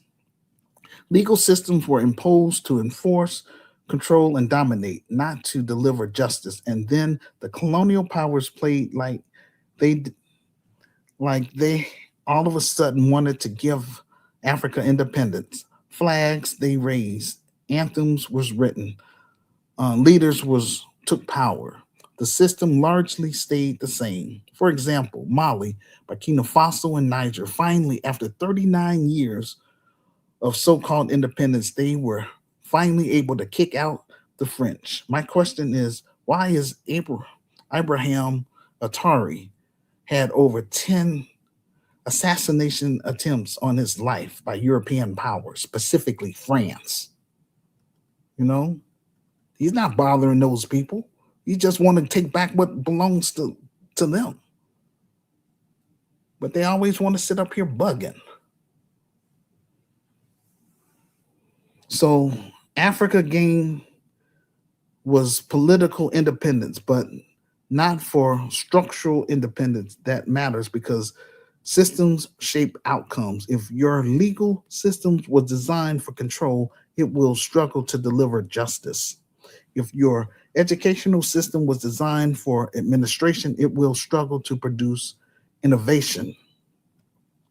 If your economy was designed for extraction of wealth out of Africa, then Africa will struggle to create wealth on the continent.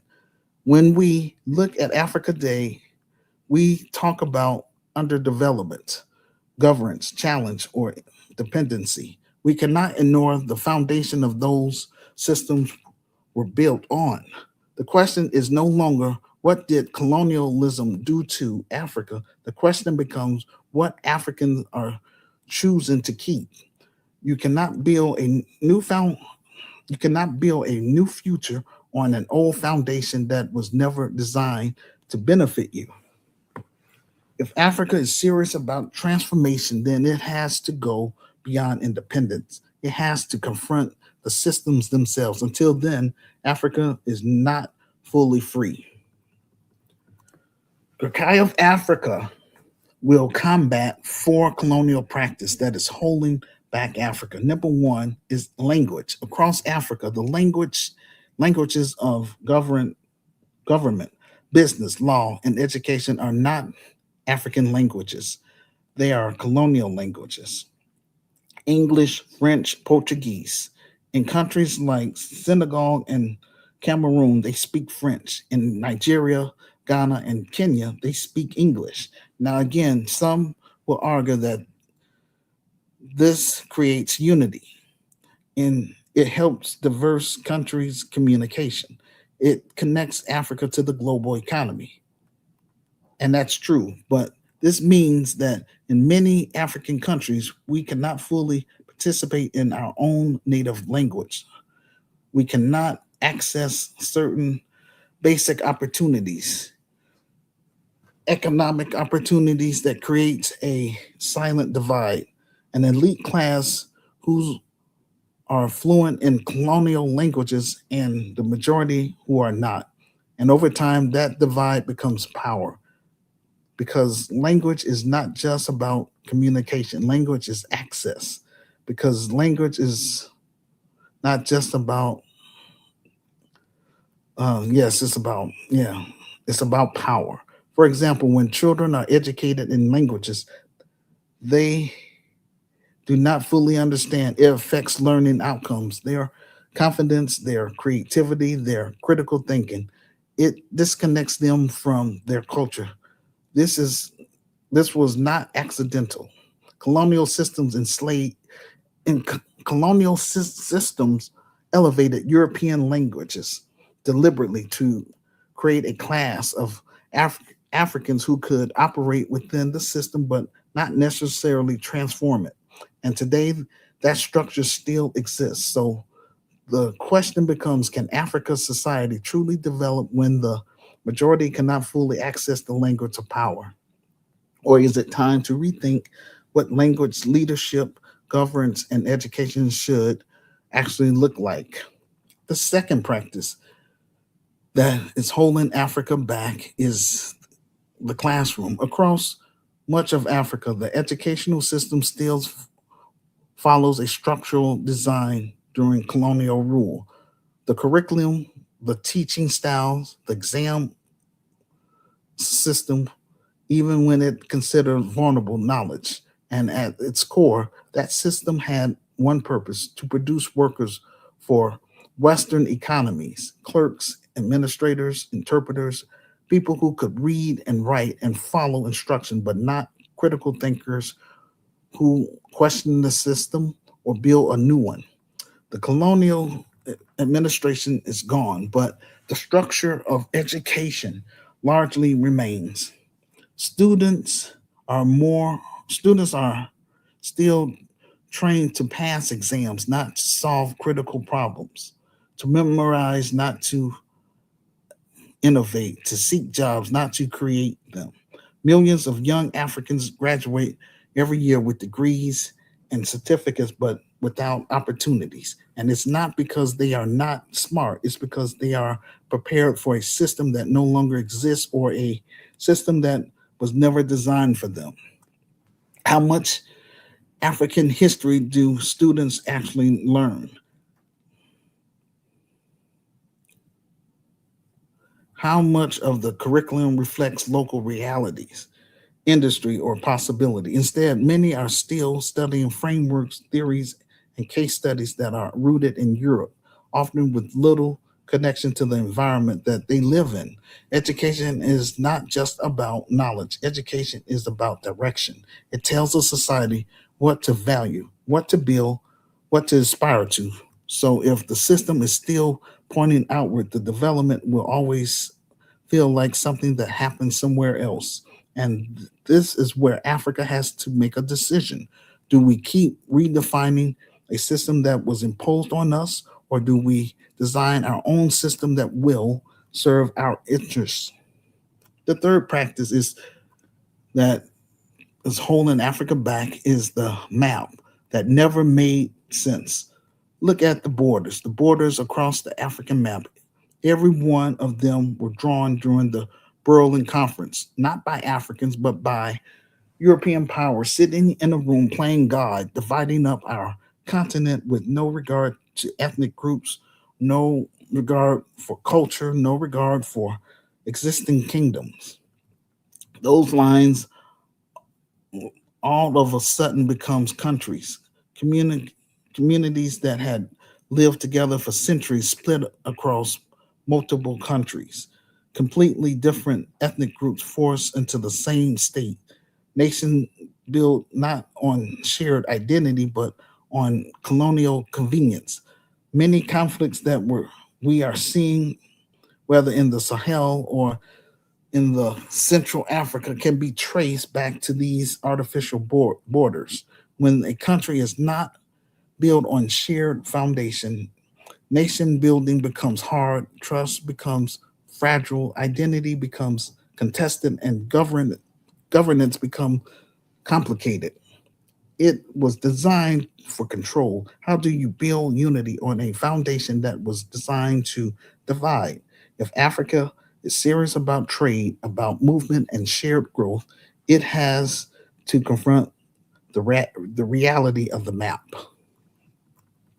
The fourth practice that is holding Africa back and and Gurkha of Africa is willing to help, fight against, is the colonial tax that never ended. Many parts of Africa are not just dealing with the legacy of colonial systems, they are literally still tied to them financially. I'm talking about the CFA franc system, which is used by several countries in West and Central Africa, including Senegal, Cameroon, etc. Now, on paper, this is presented as a stable currency system pegged to the euro backed by France, designed to ensure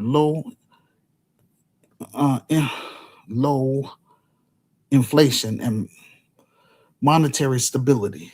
This system did not start as partnership. It started during colonial rule, and for decades, countries using the CFA franc were required to deposit a significant portion of their foreign reserve with the French treasury. Independent nations holding their reserves in another country. Some reforms have been made over time. The rule have sort of changed. The structure has revolved, but the core question remains: why are African economies still tied to a monetary system designed during colonialism? Because currency is not just money, currency is power. It determines how you control inflation, how you respond to crisis, how you compete globally, but ultimately how you shape your economic future. So when that system is limited or shared in ways that are not fully sovereign, it raises serious questions about independence. And this is why the CFA franc has been one of the most controversial economic issues on the continent. It limits growth, constrain policies, and maintain dependency. And in recent years, we we've seen shifts. A the AES countries, Mali, Burkina Faso, and Niger, have begun openly rejecting these ties to these systems as part of a broader push for sovereignty. And they have launched a new currency because this is not about economics, it's about control. It's about dignity. It's about the ability to decide your own future. So the question we we have to ask is, can a nation be truly independent if it does not fully control its own currency? The legal system inherited, the language inherited, the education inherited, the borders inherited, the economic structure inherited, the currency still tied to colonial roots. So the question is no longer whether colonialism had an impact. We can see that. The question is that what are we going to do about it, global African family? Africa needs to refine its constitution and allow DAS FM, descendants of American slaves slash freedmen, to have dual citizenship and land in exchange for our talents and skills, which will help improve the African economy. We also have to reject our justice system. Let me say that again. We also have to reclaim our justice system and make it reflect Africa's culture instead of European culture. This will help make African communities more accessible, more affordable, and more rooted in the realities of the people. Blending the best of modern law with indigenous systems that prioritize restitution, not just punishment. Gurkha of Africa would focus on language inclusion. Imagine a system where citizens can fully engage in governance, education, and law in languages that are actually understood, where languages is no longer a barrier to participation, but a bridge to empowerment. Third, education overhaul. shifting from memorization to innovation, from producing job seekers to producing builders. Because if ever we need builders on the continent, it's now. Africa need builders. We need to align what is taught with where Africa is going, not where it's been. And finally, economic restructuring, moving from extraction to production, from exporting raw material to building in industries, um, manufac- manufacturing, from dependency to ownership, and obtaining financial sovereignty, reimagining systems like the CFA Frank and asking hard questions about control, flexibility, and long term growth, and a mindset shift because decolonization is not just structural, it is also psychological. It requires us to stop seeking inherited systems as untouchable and start seeing them as tools, tools that can and should be redesigned. So if Africa is going to rise, she must build systems that are designed for her own realities, for her own people, and most importantly, for her future. And that is perhaps the biggest challenges facing the continent in the 21st century. Because without control of our systems, your legal systems, your education, your economy, your your currency, then you don't control nothing. And imagine that you negotiate it, but you don't own it. For example, China, a few decades went from poverty to becoming one of the most powerful economies in the world. China did not rise by copying the world. China rose by designing its own systems. It engaged globally, but it was also on its own terms. It controlled its currency. It protected its industries. It invested heavily in education, especially in science, engineering, and manufacturing. It used policy strategy to build capacity, not dependency. It asked what works for us, and then it built around it. No country develops by outsourcing control of its system. It develops by owning them, designing them, refining them, protecting them. Please leave a public comment about the topic in the comment section below this audio podcast and share with your friends on all social media sites that you are on. This will help get the ball rolling. Thank you for listening to our audio podcast and for joining us on the stream. We greatly appreciate it. I need you all to support our film project so that we can move Grikim to the next level, and that is the big screen, to let the Black world know who we are and what we're trying to do for our people.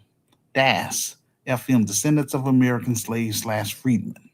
Quote, Hood Liberator made in Chicago. The war against Willie Lynch begins, unquote.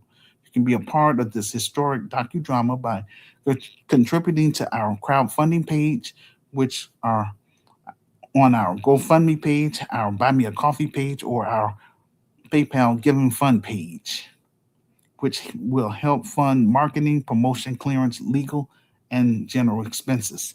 Thank you for listening to our YouTube Live or replay. If you are new to Help Stop the Genocide in American Ghettos podcast, welcome to our safe space where we discuss Black issues and African issues throughout the diaspora. We do this every week. This will conclude our audio podcast for today. Like, share, and subscribe. See you on the next episode. Peace and blessings. Now, before I go, I want to teach my listeners how to navigate.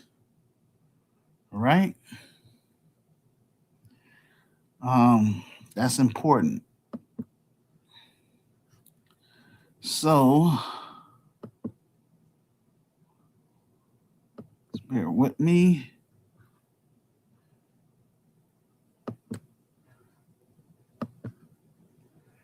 All right, so I'm right here. This is my Medium page. So I'm bringing the cursor at the top. So right there where it says it's Manuel, so MANWELL online dot medium.com. So that's how you would find me. All right. And see right here where I have where it says pin. I always post my latest speech. So I'm going to click on here, right? That's what you would do. Also right here where it says follow, where I have this arrow, the cursor, just hit that, please. That would be very appreciative. Now, so what I'm doing, I'm going all the way down. Yeah, this is a lot of information, ladies and gentlemen, because I take the stuff serious. I'm not on here playing games. Um, and again, I don't want to just be running off at the mouth. I want to have smart and brave people that's going to help me run this thing so that way we can help our people rather than just sitting up here complaining about the white man, complaining about the government. And I want to bring this over to the African continent because they need it. I want to create jobs in South Africa and in all the other African nations that I mentioned, the 10. But we got to get it popping here in America first for credibility so I can do my job when I come over there. Just speed things up. So when I say show and prove, this is my receipt, ladies and gentlemen. So yeah, this is the lady I was talking about, Representative Pamela J.L. Paul on Instagram. Click on that so you can check that out. This is the report, that I got through reading about. So this is the actual article right here. So I'm not going to pull it because if I pull it up, you're not going to be able to see it for some reason. But at least, I can show it to you this way. So I'm trying to guide you. This is the PDF. You can look at it that way. This is the article, from The Guardian about Germany, paying Nambia. It's important that continental Africans get behind Nambia. Don't focus on what's going on with what happened with the slave trade, because we're going to handle that over here. And then the people that's in the Caribbeans, they got CARICOM. And people in Latin America or Brazil, they're going to fight for their stuff. So you all, is majority of you all that's on the continent, get behind that. And again, this is another, article that you need to look at. It's important. It's talking about black women complain about Latinos, trying to stop them from getting jobs. Well, wouldn't have to work with them if we had this business up and running, and if Chicago was, in other I would say cities. That's what I'm saying. This is, we don't want to work together, Black Americans. So, it is what it is. We have to connect with those that's like-minded. The ones that ain't about Jack, shoot, just leave them alone. That's all I can say. All right, ladies and gentlemen, I'm just trying to scroll down here. This is an article I'd like for you all to check out. It says, From Watts to D.C., How 500 Black Neighborhood Vanished in 45 Years. All because of gentrification. All because Black Americans don't work together. And this is what happens. 500 Black neighborhoods. Ladies and gentlemen, this is what we up against. We gotta come against that slave mentality. Otherwise, we're gonna get wiped out here in America. Because eventually the Democrats is gonna win the White House. They're gonna open up those borders again. Just saying. So I'm scrolling down.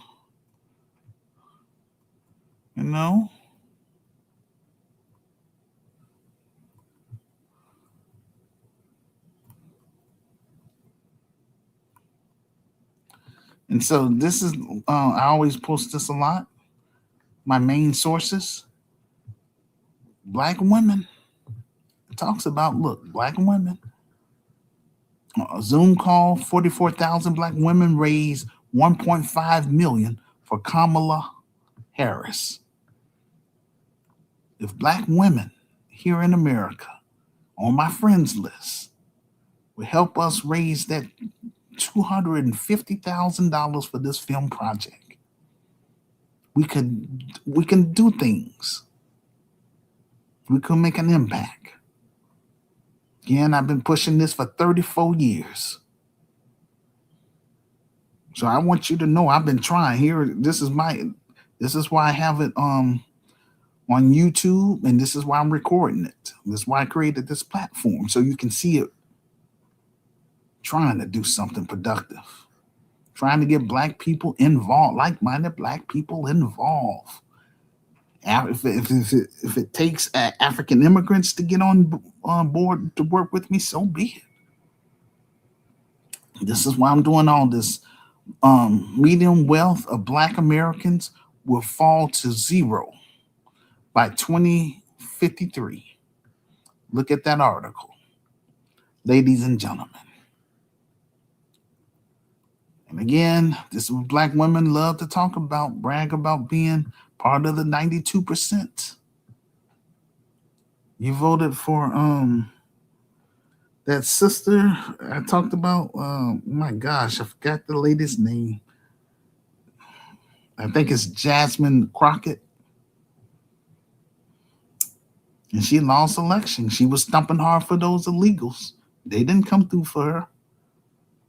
Just imagine if she was stumping hard for Black Americans. But hey, it is what it is. We got to push these Black politicians aside. If we're not gonna vote for them. Leave those people alone. They're in the pockets of the white supremacist financial elites.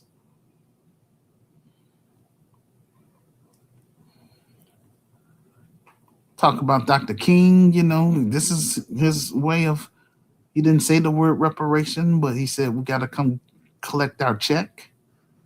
That's reparations, ladies and gentlemen. Benign and neglect. Read this so you'll know what that's all about. This stuff has been out since the 70s. This is what these Democrats, and the Republicans, but especially Democrats, practice. Benign and neglect against Black Americans. That's not cool. But they want us to vote for them. And here's my credibility. Most of all, this is where you can get my book, ladies and gentlemen. Read my story first. Help me get that book on that bestsellers list so I can move from behind this computer. This is our GoFundMe page. This is our PayPal Giving Fund page. Buy me a coffee page. Here's my virtual store right here on Teespring. Okay? Most of all, ladies and gentlemen, please subscribe to this is my YouTube page right here. Please subscribe there. If you want to come on here to anybody who want to debate me, bring it on. All I ask you to do is send me your email address. Let me know you want to come on this show to debate me, and let's make that happen. Get on camera and do it. I challenge anybody in the United States of America, especially if you're on my friends list, because I'm standing on principles. I ain't changing nothing on my my stance. So if you want to debate me, that's fine. Put me to shame. Ain't no shame over here. I'm trying to do something. And my stuff is legal. My business is legal. Don't have to run from the cops. You know what I'm saying? We go into the devil's stronghold, the Black ghetto, and just do the best that we can to work with Black families that want more out of life. And I'm letting you know up front, again, I want that thumbprint. I want you to sign the community pledge and pass our criminal background check. Those that might, let's say, have a record and all that kind of stuff, you'll go through our second chance program. We have that too for um, people of with nonviolent crimes. Okay, ex-offenders of nonviolent crimes, former gang members, and homeless individuals. That's what we're gonna have that second chance program. Because I'm willing to work with you. As long as you step to me with clean hands. Anybody step to me with a funky attitude, you ain't gonna be part of my business. This is membership based, and I ain't dealing with you. That being said, thank you all for listening, and just help me make this audio podcast go viral so I can move this thing forward. Again, I'm doing the best that I can. It takes a team to make a dream work, ladies and gentlemen. This is what I want to be remembered for. I'm trying to do something, not just some dude just sitting up, running off at the mouth and ain't doing jack. All right?